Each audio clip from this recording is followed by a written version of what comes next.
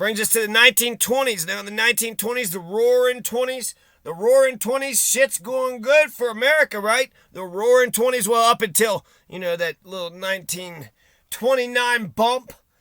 But up until then, capitalism seemed to be riding high. Now, 1920, communism is riding high too. 1920, communist parties are forming all across the world. 1920, January on in the city Rostov-on-Don, approximately 1,000 people were killed by the Red Terror. 1920, January 10, the UK ends the war with Germany. February 1920 to February 1921 in Odessa, the Red Terror kills 1,500 to 3,000 human lives, human souls. February 2nd, 1920, the Treaty of Tartu. It's also known as the Treaty of Dorpat. I bet you Tim Dillon doesn't know that shit. The Treaty of Dorpat. Soviet Russia recognizes the independence of Estonia. Tim Dillon doesn't even recognize the independence of Estonia, but apparently there were some smarter diplomats back in, February 2nd, 1920. The Treaty of Tartu, Dorpat. It's not the only time I've heard or seen Dorpat. Ivan the Terrible signed a Dorpat, fucking resolution or some shit. So Ivan the Terrible had a Dorpat resolution, and then I want to say the Treaty of Tartu, they're going to recognize, let's see, there's, is this the treaty? There's a treaty where they recognize not Tartu, but Dorpat. There's another treaty out there somewhere too, but anyways. I bet you Tim Dillon doesn't know about that one either. So it ended the Estonia War for Independence, with Estonia being victorious 1918 and 1920. So the Ukrainian War for Independence is going to be a failure. It's going to become basically a vassal state. It is, sort of a part of the USSR. But we see that with the collapse of the USSR, it always was an independent, autonomous unit of its. You were independent. You were a real boy all along. In the treaty, Bolshevik Russia recognized the independence of the newly established democratic state of Estonia. The treaty was signed by Jan Paska on the Estonia side and Adolf Jaffe for Soviet Russia. Tartu Peace Treaty has been regarded as the birth certificate for the Republic of Estonia. So, happy birthday, Estonia. February 2nd, 1920, the Republic of Estonia was born. The first de jure recognition of the state. The treaty was also of utmost importance to the diplomatically isolated Soviet Russia, with Lenin expressing satisfaction with the treaty as an incomparable victory over Western imperialism. Interesting. Lenin thought that the Treaty of Tartu was a success, even though the Russians lost, right? They weren't able to smash Estonia into being Russians. After the signing, Soviet Russia did not fulfill several points of the treaty. For example, the museum collections of the University of Tartu have not been returned to this day from Voronezh, and the migration of Estonians were obstructed. 1940 to 1941, 1944 to 1991, Estonia was occupied by the Soviet Union. In the Treaty of Tartu, the 1920 Treaty of Tartu, Bolshevik Russia renounced all territorial claims to Estonia to the end of all time, for all time, like literally in quotes, verbatim, for eternal, forever and ever, into the end of eternity. At the end of infinity, that's when you can get Estonia back. Unless Tim Dillon is the emperor of the world, and then, well, hell, he'll just give Estonia to any fucking person that asks for it. If me and Tim Dillon are the last people on earth, Tim, Estonia's mine. Okay? Estonia's mine, not yours. February 8th, 1920, continuing disagreement with Denikin. Denikin led to his removal from command, and Wrangel departed for exile to Constantinople. On February 8th, 1920, March 18th, 1920, the Treaty of Minsk was signed. March 18th, 1920, the Treaty of Minsk solidified the disputed territories between Belarus and the Ukraine and the Soviet Union. There you go, and that you never had problems between the Soviet Union and the Ukraine and the Belarus ever again. March 20th, 1920, however, Denikin was forced to resign on March 20th, 1920, and the military committee led by General Abram Dragomirov in Sevastopol, asked for Wrangel's return as commander-in-chief of the White Forces in Crimea, April 4th, 1920. He assumed that post on April 4th, 1920, at the head of the Russian army. He put forth a coalition government that attempted to institute sweeping reforms, including land reforms. He also recognized and established relations with the new and short-lived anti-Bolshevik independent republics, the Ukrainian People's Republic and the Democratic Republic of Georgia, among others. Denikin, is that who we're talking about? Denikin? Or General Abram Dragomirov? April 21st, 1920, Russo-Polish War. The Polish leader, Joseph Pilsudski, formed an alliance with the Ukrainian leader, Simon, is it Simon? Petliura. April 22, 1920, another significant development of this period was the signing of the Treaty of Warsaw with Poland on April 22, and then beginning with the joint offensive with Polish troops against the Bolsheviks. April 25 to October 12, 1920, war with Poland. Petliura, Poland wanted to take Ukraine from the Bolsheviks. April 28, 1920, the Reds take Baku. Now, Baku, of course, is the capital and the largest city of Azerbaijan. Azerbaijan, one of the main regions of the Caucasus regions, the heartland of the Caucasians, Azerbaijan and Armenia and Azerbaijan and Georgia. And Russia, right there at the Caucasus Mountains, the land and the heart of the Caucasians, the largest city on the Caspian Sea, the largest city in the Caucasus region. Don't tell me you don't know about Baku. You never heard about Baku? You never been to Bahia? May 5th, 1920, the First Winter War.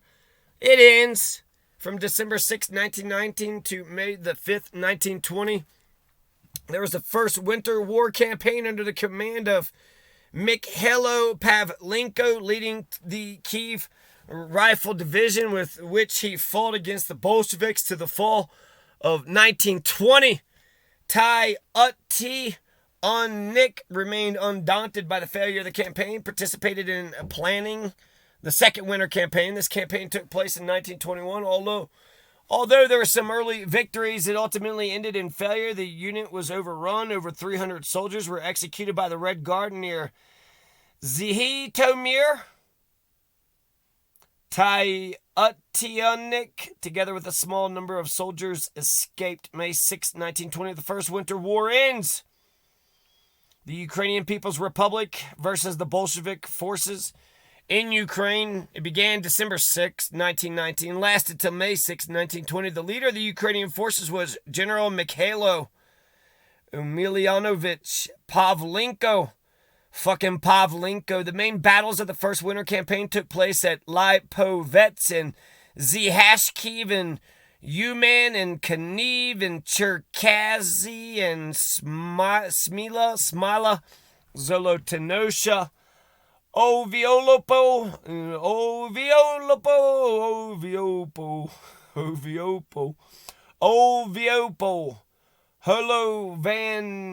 Holovanivsk, Hayasin, Volsnesik, Naniv, and Balta. Don't tell me you don't know about Balta. Don't tell me you don't know about Batu and Balta. Don't tell me you don't know about Zolotonosha. You've never been to Zolotonosha? How come you haven't been to Zolotonosha? May 7th, 1920. Poles invade the Ukraine and take it away from the Bolsheviks. 1920, May 7th, the Poles take Kiev. The Russo-Polish War. Russia versus Poland. Poland's kicking ass, right? They took Kiev away from the Soviet army. Oh, shit. What's up now, motherfucking Russia? Soviet Russia, you ain't shit. Poland just took Russia away, or took Ukraine away from you. May 7th, 1920. On May 7th, the Ukrainian division under the command of Marko Bezruchko entered Kiev and was quickly forced out by a Red Army counteroffensive led by Semyon Budyani Yani, the Ukrainians and the Polacks were pushed back across the Zbruch River and past Zamask towards Warsaw, May 27th, 1920. Denikin's last base falls to Soviet Russia. Wrangel picks up Denikin's baton. Denikin goes down. And down with the Denikin. And down with the Denikin. But Wrangel, so you had Denikin, you had Wrangel. Is Denikin the same? Let's see, May 27th, 1920. Denikin, damn, still. Russo-Polish War. The Soviet Red Army launches a counteroffensive against the Poles and marches to the Polish border, June 1920. July 8th, the Galician Revcom, July 8th, 1920 to September 21st. You're going to have a short-lived Galician Soviet Socialist Republic. The Soviets were real smart, just basically forming republics everywhere. All right, you're the new Colorado Republic. You're the new Colorado Soviet Socialist Republic. Go. This is a self-declared Bolshevik political entity that existed from July 15th to formally September 21st, 1920, with the capital in the city of Tarnopol. And the communist state was established during a successful counteroffensive of the Red Army in the summer of 1920 as part of the Polish-Soviet War, and in the course of which the Polish-Ukrainian Joint Military Force, Polish-Ukrainian Front, was forced to retreat from its positions along the Dnieper that it secured earlier in 1920 all the way to the foothills of the Carpathian Mountains. July 11th, 1920, the Bolsheviks retake Kiev. Bom, bom, bom. July 12th, 1920, Soviet Russia recognizes Lithuanian independence.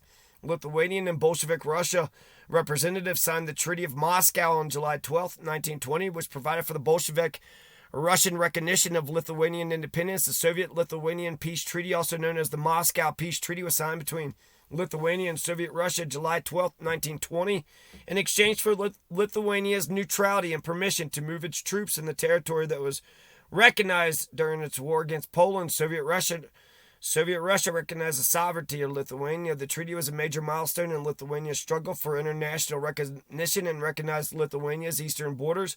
Interwar Lithuania officially maintained that its de jure borders were those delineated by the treaty, although a large territory of the Vilnius region was actually controlled by Poland. July 14th or the 15th, 1920, Bolsheviks take Vilna. Bolshevik Russian troops launched a military offensive against Polish troops in Vilnius, July 1920, resulting in the capture of Vilnius on July 14th, 1920. July 16th, the UK ends its war against Austria. 19th of July in 1920, the Second Congress of the Communist International, this was held in Petrograd, and Lenin urged foreign communists to seize power in the countries. Early August 1920, the Russo-Polish War, Soviet forces reached the outskirts of Warsaw. Western European powers, fearing a communist takeover of Poland, sent a military force to help the Poles. October 1920, in Armavir, a small town in Cuban between 2,000 and 3,000 in October 1920. August 1920, February 1921, in Ekaterinodar, at least 3,000 between August 1920 to February 1920. The Red Terror killed at least 3,000, innocents in Ekaterinodar. The UK ends the war with the Bulgaria, August 9th, 1920. Mid-August 1920, the Russo-Polish War, the Red Army, they were forced to retreat from Poland, and a peace treaty was signed at Riga. So the Riga Peace Treaty, is that the first one? The second one, August 11th, 1920, Soviet Russia recognizes Latvia's independence. Damn, Tim Dillon be mad about all this shit. Lithuania got independence, Estonia got independence, Latvia got their independence. I bet he'd been pissed when America got their independence. He'd been like, what the fuck? America? We're not British no more? Well, what can you do? What can you do? British redcoats, they control things. What can you do? Oh, if you're ever out and about and some guys want to come at you like they want to rumble. What are you going to do? In Article 2 of the treaty, Soviet Russia recognized the independence of Latvia as inviolable inviolable for all future time. Oh man, Tim Dillon be like, what the fuck? Now Latvia's independent? This is some bullshit. Soviet Russia, fucking Lenin.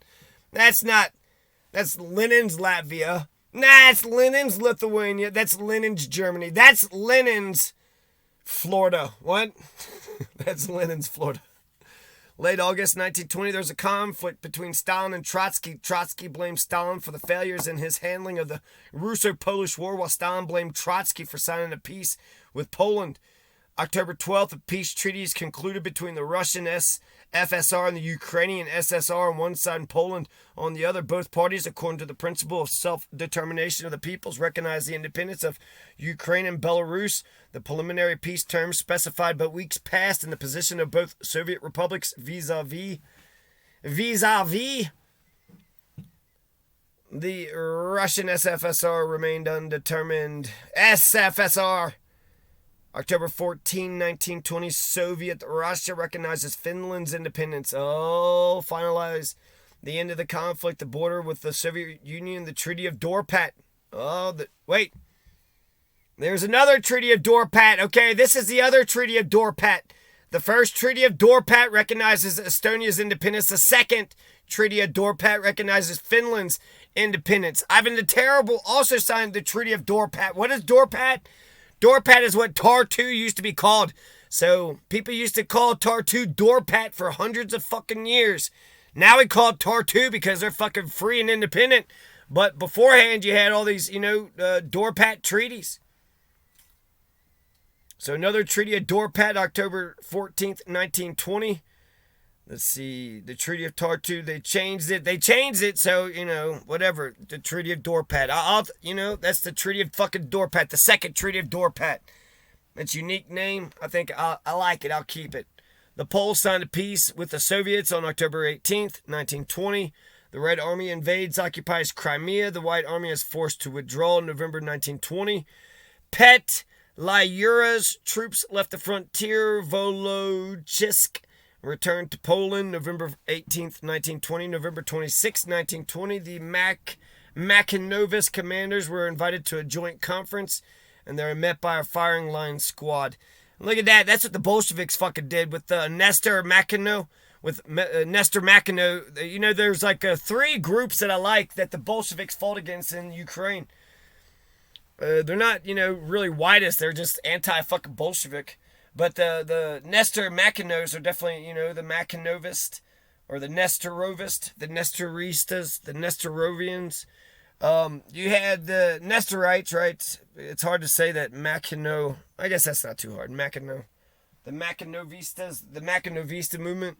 So the other two, though, let's see if I can remember it. Denikin, do I like Denikin? I like that he posed a threat, but not particularly, no. I didn't really like Saladin or Denikin or Wrangel. None of them really moved me much. I like that Hrushevsky. I like the first president of the Central Rada. I also like the that Vinichenko. So there, I guess those are the three people that I like the most. The Vinichenko, the directorate. I think there was a chance with the directorate, with the Ukrainian People's Republic, and with Hrushevsky.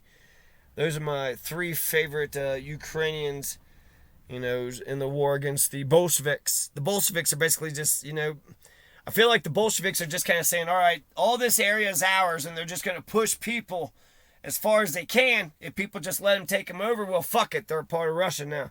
But if people fight back, that's how you know where the nations are, and you're gonna, you're testing the mettle of how strong is your nation. Hey, Don Cossacks, how strong is your nation? The Don Cossacks were wiped out, so the Don Cossacks wasn't as strong of a nation as, say, the Ukrainian People's Republic or the other ones. So, yeah, November 26th. Hey, Nestor, Makhonovist. Why don't you all come over here, and now we're going to have a peace conference. So, basically, fucking treacherous motherfuckers, just like they did to St. Lovator, just like they did to Cornstalk, Shawnee Chief. Did it to a couple people. December 2nd, 1920, the Makhonovist commander Mikhail Brova Rue at the head of a 600-strong detachment in the Pavlograd region defeated a Russian Hussar brigade at the Komar, UK on December 2nd. December 3rd, 1920. The following day, Makhno commanded a 4,000-strong insurgent detachment against a Red Kyrgyz brigade, successfully routing them also at Komar. December 12th, 1920, the Makhnovists recaptured Berdyansk,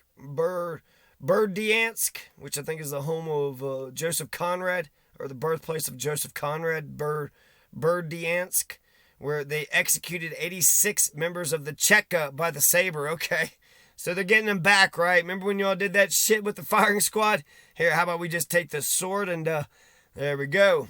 86 of you Bolsheviks are gone. December 12th, 1920. Should be a holiday.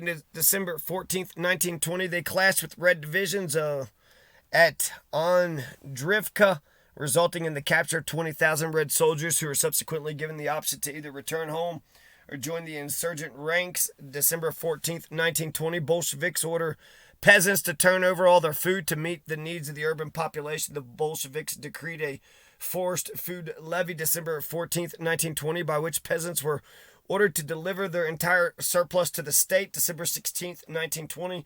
Some that joined end up turning back to the Red Army and informing their commanders of the insurgent positions, which on December 16th drew the two sides into a battle at Fedorivka. December 28th, 1920, Poles signed a peace treaty saying the Ukraine is independent. December 28th, the Union Treaty was officially concluded, signed by Lenin and Treachery from the Russian SFSR and Rakovsky from the Ukrainian SSR as head of government and the People's Commissar for Foreign Affairs. So they're puppet fucking Soviet Ukrainian government, but that's good. You know, maybe they're seeing like, well, fuck, we're not going to be able to take Ukraine, outright and right. So how about this? We form Ukraine as an independent nation state, and we'll just make Ukraine our best friend, our fucking buddy. We'll just be best buddies.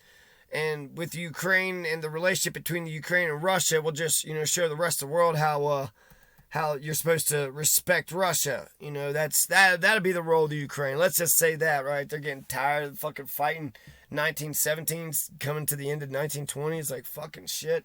How much longer is this shit going to go on? December 29th, 1920, the 8th All-Russian Assembly of Soviets ratified the treaty. December 29th, followed by the ratification of the All-Ukrainian Assembly of Soviets in March 1921. The preamble solemnly confirmed independence and sovereignty of each of the parties to the treaty. Article 1 declared the entry of both parties to the military and economic union. Article 2 said that the mere fact of formal dependence of the territory of the Ukrainian SSR does not result in any obligations to anyone. So Ukraine, SSR, if Ukraine and Russia were going to be a part of the USSR together, the United Socialist Soviet Republics, then they were going to be equals. That's what that agreement said. December 30th, 1920, the Ukraine joins the USSR. The Ukraine is a founding member of the USSR. Interesting. 1920, December 30th. I thought that was 1922. Okay, we're messing some things up here, aren't we?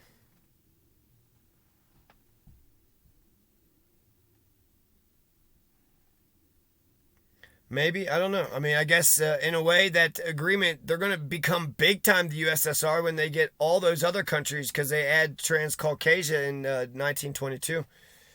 So I wouldn't say this is the beginning of the USSR. Maybe it is. I don't know. It kind of is because it's like the first marriage. This is the first union was the Ukraine and Russia. And then after that, you're going to get other nations. You're going to get Armenia and you're going to get Azerbaijan and you're going to get Georgia. And I want to say Belarus. You're going to get Belarus, a part of the USSR. So we'll say these are the beginnings. These are the beginnings of the USSR. So there you go. 1920. One more year left.